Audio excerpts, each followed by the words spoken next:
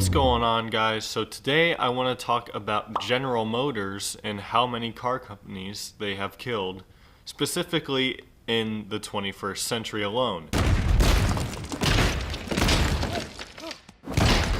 So I want to start off by saying that General Motors has long been known as one of the largest car companies in the world.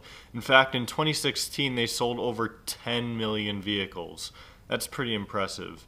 So they've accomplished this through reaching a variety of markets under a bunch of different brand names, just reaching out to everyone across the world pretty much, it seems like. But unfortunately, of course, not all of these companies were as successful as the ones that are still around today, like Buick, Cadillac, Chevrolet, all these big car companies that you still see. And a lot of them were shut down by GM in the last couple decades. Now, one big reason that we could blame this for is the recession that hit the US economy in the late 2000s, but I'm not going to speculate too much, and I'm just going to try to give you guys the facts. So regardless of what's true and what's not as to why these car brands failed, we do have to acknowledge that for some of these brands that GM did buy up and try to fix, such as Saab or Hummer, owners of these cars should still be grateful for GM, regardless of how much they might hate them for whatever reason.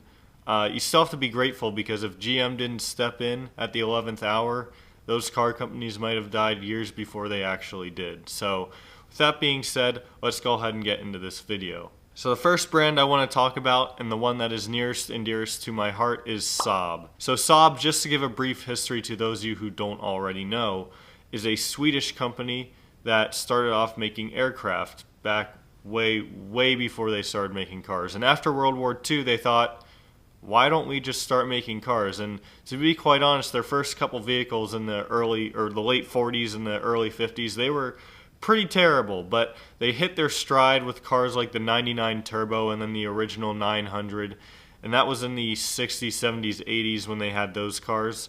And after that, the brand they never really made money. So GM saw Saab and they thought, I think we can do something with this. So in 1989, they bought 50% of Saab, and then eventually in the year 2000, they acquired full ownership. Now, over those years of being owned by GM, Saab never really made any money with GM. I made a full video speaking about GM and Saab's relationship a long time ago. I'll link that up in the description or up in a box up here or whatever, if you guys want to see more information on it. But unfortunately, GM did shut the brand down in 2011, so still tugs at my heartstrings every time I think about that and read it. But I'm just going to move on before I get too sad.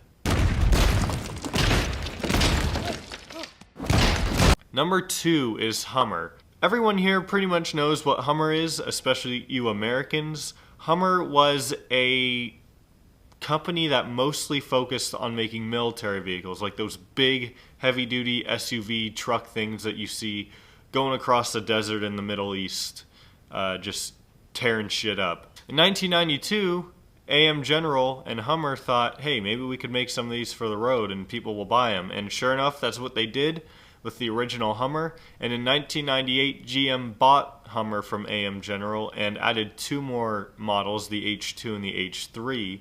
And they never made money. And unfortunately, GM shut them down in 2010.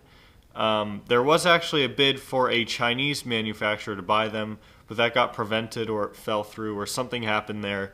So Hummer died right around the same time that Saab did. Number 3 is Pontiac. Now, Pontiac, unlike Saab and Hummer, was under GM ownership from its inception back in the 1920s. In 1933, Pontiac actually kind of was the result of another car company owned by GM shutting down called Oakland, because they just kind of overpowered Oakland and dominated their sales, and there was no need for that company anymore. So by the 60s, Pontiac became known for their performance and kind of being known as the performance division under General Motors. So they made a handful of incredibly famous cars, which you'll see pictured on the screen throughout this segment.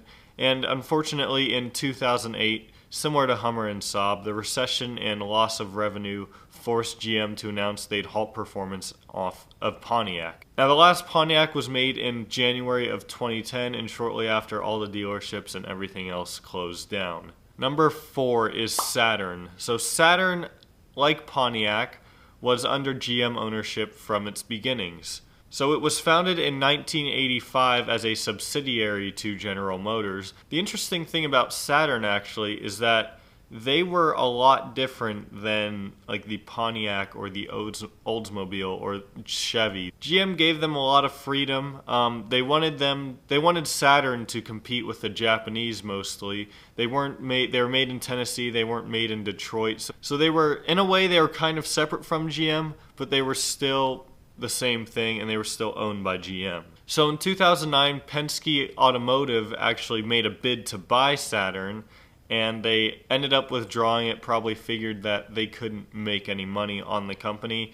And with that being said, they shut down in 2010. Number 5 is Oldsmobile. Oldsmobile was founded in 1897, making them the oldest American car company ever. So shortly after its creation, though, GM bought them in the early 1900s, I think it was 1907, and they kept them running for almost a century. So kudos to GM and Oldsmobile for making that work for so long. So whether it ended up being a lack of demand, the cars just weren't in style anymore. I mean, personally, who wants to say that they drive an Oldsmobile? I mean, I wouldn't. But I think with Oldsmobile, it was a little bit different than these other companies I've mentioned. They just kind of didn't have the demand there. I think Chevy, Saturn, Pontiac, all these other cheaper American cars, even Ford, Dodge, they all just kind of took over, and Oldsmobile just didn't have the resources or demand to stay alive. So in 2004, GM finally shut them down too. So as we look back at the dates on 4 out of the 5 companies, all of them came right around or just after that big recession that hit the U.S. economy in the late 2000s. Now, do I think that's part of the reason why these companies got shut down? Yes. Do I think it's the entire reason? No. I think that recession and the bailout was kind of a wake-up call to GM saying, well, shit, we're not making money with them. We're not making money with them. We're not making money with them. And we're not making money with them.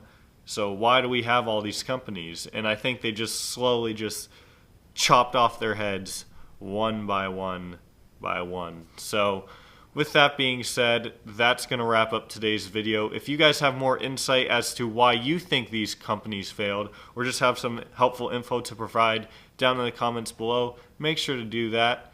And yeah, that's going to wrap up this video. Hope you all enjoyed. If you did, make sure to give it a big thumbs up. I'll see you all next time.